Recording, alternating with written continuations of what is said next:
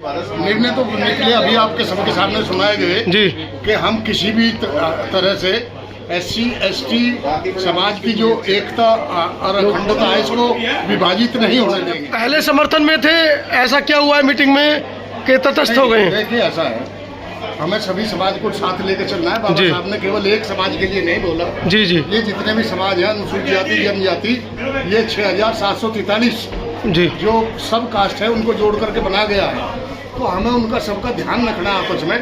और सबसे बड़ी बात यह है कि जब से ब्राह्मण समाज भी सपोर्ट कर रहा है, क्षत्रिय समाज सपोर्ट कर रहा है और जाट महासभा सपोर्ट कर रही है और दूसरे सभी संगठन इसमें सपोर्ट कर रहे हैं, तो ये एक संशय पैदा होता है कि भाई ये जो सपोर्ट कर रहे हैं तो वो किस लिए कर रहे हैं। जी, there is something behind it, इसके पीछे कुछ है। और जब इसके पीछे कुछ है तो कम से कम हमें समझ लेना चाहिए। जो कानून की लड़ाई है, हमने ये प्रस्ताव पास किया कि हम रिवीजन फाइल कर करके हजारों रिवीजन फाइल करेंगे और रिवीजन फाइल करने के बाद जो भी रिजल्ट आएगा आपस में उसको उठ बैठेंगे और हम एक कंबाइन एडवोकेट काउंसिल बनाएंगे। ठीक है। प्रस्ताव नंबर 1, सर्वसम्मति से प्रस्ताव पारित किया जाता है कि SC ST समाज की एकता एकजुटता को हर स्थिति में कायम रखा जाएगा। बहुत बढ़िया। सभी समर्थन करते हैं निवेदन है, अगर समर्थन करते हैं तो उसके लिए हाथ सबका उठना चाहिए। समर्थन, धन्यवाद। भारत बंद का आह्वान भारत के सवर्ण जाति के संगठनों, भारत के मेन स्ट्रीम मीडिया एवं भारत सरकार द्वारा समर्थन देना SC ST समाज की एकता एवं एकजुटता को तोड़ने की साजिश है, जिसकी हम घोर निंदा करते हैं। घोर निंदा करते हैं, हम भी करते हैं। इस विषय में हमारे अनुसूचित जाति जनजाति समाज के प्रबुद्ध साथियों का एक पैनल बनाकर SC ST समाज के उन वर्गों को जो पिछड़ गए हैं उनको समाज की मूल धारा में लाने के लिए राष्ट्रीय स्तर पर एक अभियान चलाया जाएगा। कल दिनांक 21 अगस्त 2024 को प्रस्तावित भारत बंद दुर्भाग्यपूर्ण निर्णय है। मैं रिपीट कर रहा हूं, कल दिनांक 21 अगस्त 2024 का प्रस्तावित भारत बंद दुर्भाग्यपूर्ण निर्णय है जो नहीं होना चाहिए था। इसको हर कीमत पर टाला जाना चाहिए था। ये हाउस ये प्रस्ताव पारित करती है कि शीघ्र ही SC ST समाज की एक विस्तृत बैठक आयोजित कर इस समस्या का सर्वमान्य हल आम राय से निकाला जाएगा।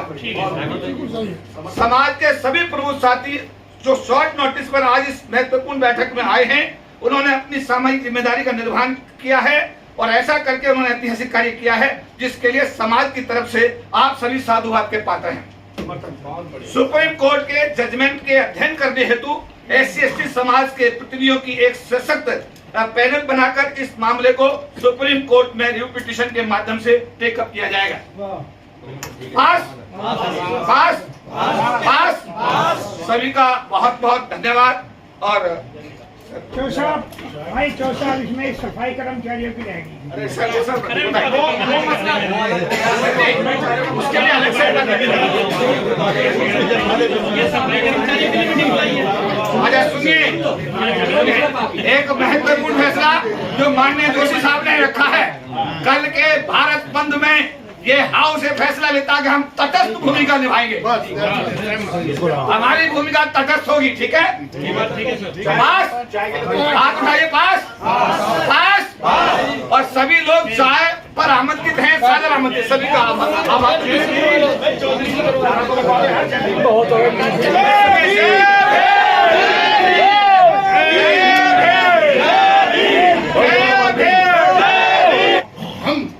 एक से एक विपत्ति में एक से एक लड़ाई हमने काम किया, आपस में मिलकर लिया। और ये 100% है बात कि इन लोगों को ऐसा एहसास हो गया कि सब लोग मजबूत हो गए, इनका संगठन इकट्ठा हो गया, ये पढ़े लिखे हो गए, एक दूसरे को बांधकर समझ कर चलते हैं। डिवाइड देन, और ये डिवाइड की बात है, हमें खुशी है अगर आपको मिल जाता है उसमें कुछ, हमें कोई दिक्कत नहीं है, लेकिन मिले। मुझे भी 2 मिनट। अरे हुजूर, मैं तो आपका नाम खुद ही अनाउंस करने वाला था। कभी कभी क्या होता है, जो आदमी एंकरिंग कर रहा हो खुद ही रह जाता है। क्या रखूं, मैंने भी पॉइंट लिख के।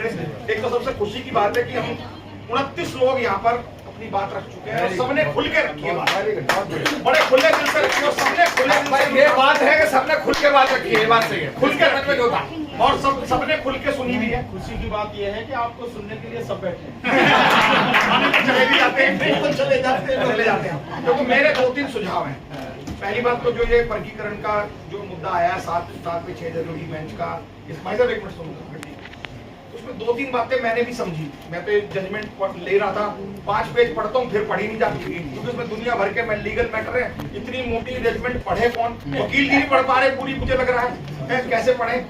500 पेज की जजमेंट है, तो इसमें मोटा मोटा क्रक्स हमने निकाला अब तक का यूट्यूब से, या पे जो एडिटोरियल्स आए बहुत सारे आए, आज इंडिया टुडे को भी मैं पढ़ रहा था, कई सारे एडिटोरियल्स आए थे। इसमें 2-3 मुद्दे हैं जिसमें कि विरोध की बात आई है। पहली तो क्रीमी लेयर की, सर पहली तो क्रीमी लेयर की बात है। तो क्रीमी लेयर की बात तो मैं आप सबके सदन के मामले से बता दूं, चाहे वाल्मीकि, खटीक, धानक, पासी, दूसरे और समाज हो, चाहे जाटव समाज हो, सब एक मत है, एक स्वर में कह रहे हैं क्रीमी लेयर तो किसी का माफ भी नहीं कर सकती, क्रीमी लेयर तो होने नहीं देंगे। और सरकार भी इस बात में दबाव में है और हम भी इस मामले में कह रहे हैं। वैसे भी जहां तक मुझे समझ आ रही है, वो जस्टिस गवई ने एक रनिंग कमेंट कर दिया उसमें, एक बात है। दूसरी बात, जैसा कि ये सचिन भी कह रहे थे कि एक अगर ये कोई जजमेंट आ भी गया है किसी एक चिनिया के वर्सेस 5 जजों की बेंच के खिलाफ, तो ये मैंडेटरी तो है नहीं। पहले भी 4 ही राज्यों में था, पूरे देश में तो था नहीं। तो अभी राज्य सरकारें पता नहीं लागू करेंगी नहीं करेंगी। जितने हमने पिछले प्रीवियस ऑर्डर आए हुए हैं, Uma Devi versus contractual system का ऑर्डर है, आज तक कभी नहीं आया। बैकलॉग भरने की बात थी, आज तक कभी सरकारों ने नहीं भरा। सरकारों को पता नहीं सुप्रीम कोर्ट के कितने सारे ऑर्डर आ चुके हैं, सुप्रीम कोर्ट के ऑर्डर भी ये रद्दी में फेंक देते हैं, चाहे किसी पार्टी की सरकार हो, अगर हमारे फेवर में हो। हाँ, अगर हमारे उसमें तो आज ये है कि ऐसा बहुत सारे मुद्दे हैं जिसमें कि सरकार सुप्रीम कोर्ट के बात भी नहीं करती। अब ये अपने अपने अनुसार बहुत सारी सरकारें इसके फेवर में जा रही है। तेलंगाना का चीफ मिनिस्टर है, वो वहां मदिगा को करना चाहता है। एक बात और बता दूं, मदिगा जो कास्ट है वहां पर चमड़े का ट्रेडिशनल काम करती थी।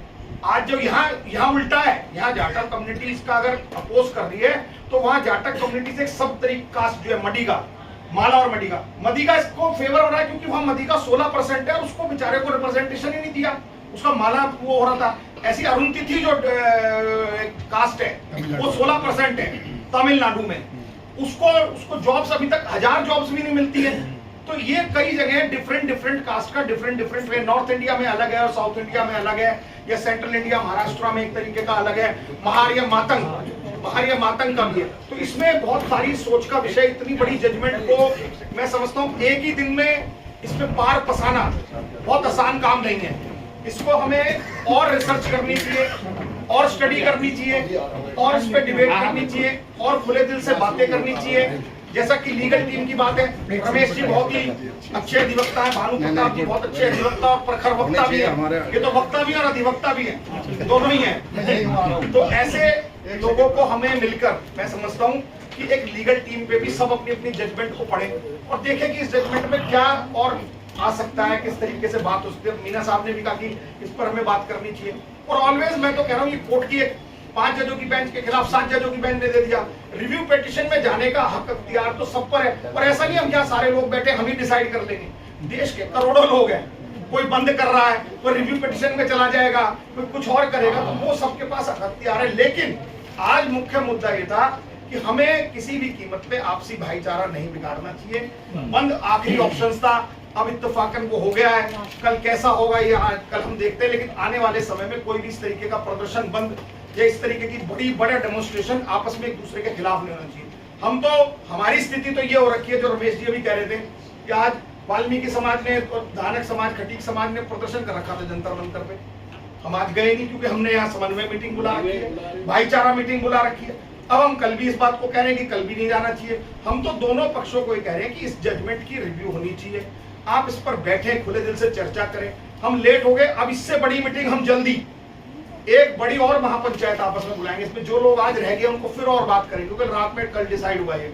और फिर एक चिंतन मंथन मनन करेंगे, फिर बैठ के चर्चा करेंगे, फिर आपस में वार्तालाप करेंगे। हम एक परिवार है, हम कोई किराएदार थोड़ी हैं, हम इस देश के मालिक हैं, हम मूल निवासी हैं।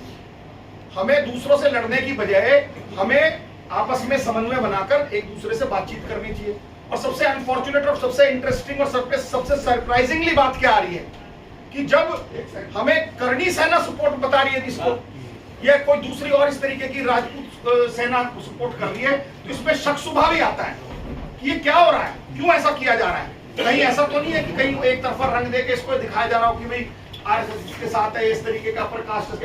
वो अपर कास्ट जब हम पे एट्रोसिटी करती है, यही करनी सेना जब हमें मूंछ रखने पर मारती है, जब हमें घोड़ी चढ़ने पर मारती है ना, वहां करनी सेना हमें क्यों नहीं सपोर्ट करती। आज करनी सेना जब दो भाइयों के बीच में कुछ आपसी टकराव या मनमुटाव है तो बीच में काहे को कूद रही है, इस पर भी सबको सोचने का विषय रखना चाहिए। बाकी हम सब पर वैसे कुठाराघात जो इतनी बातें जोशी साहब ने कही, सबने कही, दूसरे और वक्ताओं ने की कि हमें लड़ाई तो असलियत में लैटरल एंट्री के खिलाफ लड़नी चाहिए जो आज वापसी हुई है, खैर इत्तेफाकन दबाव की वजह से, या हमें कॉन्ट्रेक्चुअल सिस्टम पे करनी चाहिए, ये जो फेलोशिप चला रहा है केजरीवाल, इस पे करनी चाहिए। मैंने आरटीआई की थी एक, 429 नौकरी 10 साल में दी है इसने डीएसएसबी में, Delhi subordinated staff selection board में।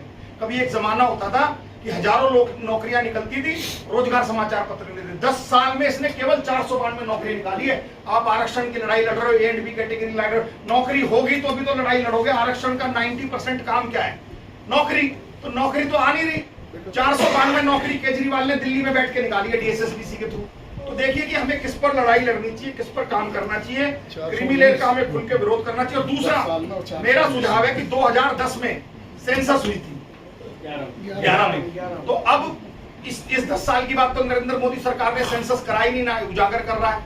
हमारी जनसंख्या 100% हमारी जनसंख्या 100% बढ़ी होगी मुझे लगता है। तो हमें इसमें जो हमारा 22.5% का जो हमारा ये है, इसको हमें दबाव बनाकर जितनी हमारी संख्या बढ़ी है उसके अनुसार हमें इस कोटे को भी इंक्रीज करने का काम करना चाहिए, ताकि हमारा SC/ST का जो कोटा है वो 22.5% से जाके मुझे लगता है कम से कम 35% तो हम लोग हैं अभी, अगर सही से जनगणना के आंकड़े लागू हो जाए तो। जातिगत जनगणना का भी जो इसमें वो है वो भी इसमें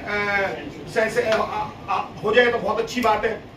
और हाँ, आखिरी अंतिम और बात, हम लोग तो बहुत शुरुआत में एक 100-125 मीटिंग कर रहे थे और फिर हमने संविधान बचाओ मुहिम चलाई और 19 मई को हमने कार्यक्रम भी किया। भानु भाई तो उसमें मुख्य वक्ता थे, मुख्य अतिथि थे, डीसी कपिल साहब भी थे, ठीक है ना, जोशी साहब को हमने बुलाया था और चौधरी साहब पे थे नहीं दिल्ली में, और कॉन्स्टिट्यूशन क्लब में की एनेक्सी में 3000 लोगों को संविधान भी वितरित किया। अब हम फिर इसी तरीके की एकता और जागरूकता के लिए, समाज को जोड़ने के लिए हम फिर सामाजिक संगठनों के मोर्चे के द्वारा 500 मीटिंग लगा रहे हैं, जिसकी कड़ी में हमने कल भी मीटिंग की है नारायण वाल्मीकि मंदिर में, परसों हमने लाजपत नगर विनोबापुरी वाल्मीकि मंदिर में की थी, उससे पिछले हफ्ते हमने चाणक्यपुरी वाल्मीकि मंदिर में की थी, उससे पिछले हफ्ते हमने 15 अगस्त को बापू धाम में मीटिंग की थी। तो हम लोग इस तरीके से समाज को जोड़ने का काम कर रहे हैं और समाज को हम निरंतर जोड़ते रहेंगे। इस एक वर्डिक्ट से मुझे कोई ऐसा नहीं लगता कि हम कहीं हमारे बीच में कोई खटास या कड़वाहट या आपसी वैमनस्य बढ़ेगा। हमें सिर्फ बड़े हृदय से बड़ा अगर लीडर बनना है सामाजिक के राजनीतिक जो भी, तो उसके लिए बड़ा हृदय भी रखना पड़ेगा, बड़ी सोच भी रखनी पड़ेगी। मैं इन्हीं शब्दों के साथ आप सब लोग बड़े ही शॉर्ट टर्म में आए। कल चौधरी साहब पे ऐसी फोन आ गया, वीर सिंह जी ने कल आदेश किया ही था परसों, मैंने इनसे चर्चा की, 15 मिनट में हम सब लोगों वीडियो कॉन्फ्रेंसिंग की, कॉन कॉल करके और डिसाइड किया। और इतने थोड़े समय में आप सब दिल्ली और फरीदाबाद गाजियाबाद के कोने कोने से यहाँ लोग बैठे हैं और सभी बुद्धिजीवी और एक से एक वक्ता है और एक से एक सामाजिक कार्यकर्ता आप यहाँ आए हैं, इसका बहुत बहुत धन्यवाद। और पॉजिटिव रहकर, ऑप्टिमिस्ट रहकर, सकारात्मक रूप से हम इसे और आगे बढ़ाएंगे और जो भी निर्णय सब सर्व समाज से भी पारित करेगा हम उस पर बिल्कुल अडिग खड़े रहेंगे। मैं चौधरी साहब का विशेष रूप से धन्यवाद करूंगा कि जब भी हम मीटिंग के लिए कहते हैं तो इनकी बिल्डिंग खुली रहती है, एसी चल रहा है, पानी आ रहा है, बिस्लरी की बोतल, और अभी आपको समोसा और चाय भी देंगे। और तमाम जितने हमारे YouTube मीडिया के साथी आए इनका भी बहुत दिल की गहराइयों से